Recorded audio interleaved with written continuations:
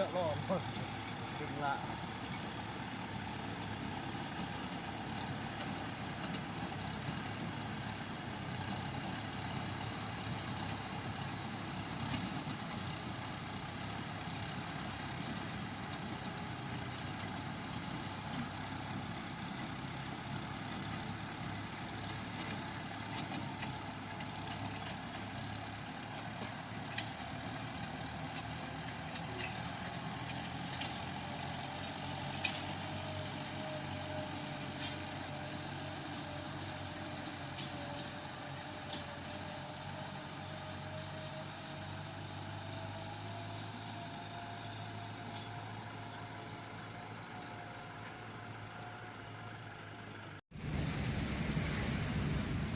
โอ้ยบ่ได้ตอนชิวแล้วเว้ย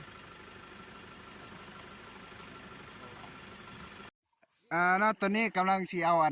เต้นนอนเว้นเนาะเพราะว่าเขาเจอเต้นนอนเว้นในเร็วสายส่งเนาะสายไฟตอนนี้ก็วิชาการก็กำลังสิไปเอาเนาะ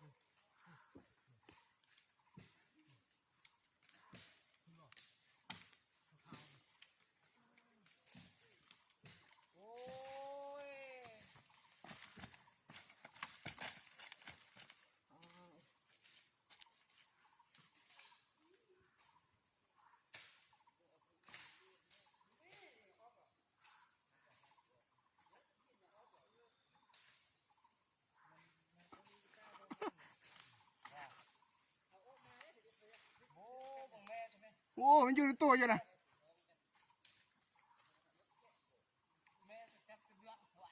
โอ้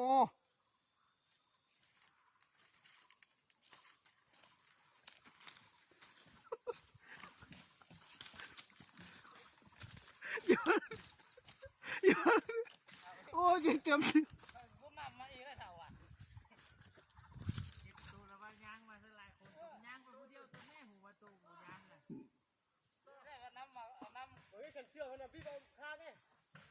อย่าเอ็ดมันเป่าเสื้อมัน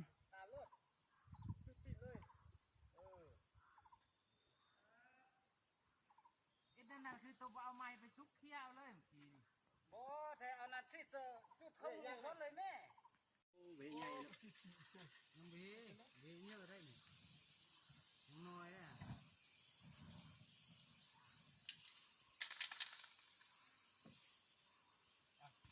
เฮ้พี่ฮะกำลัง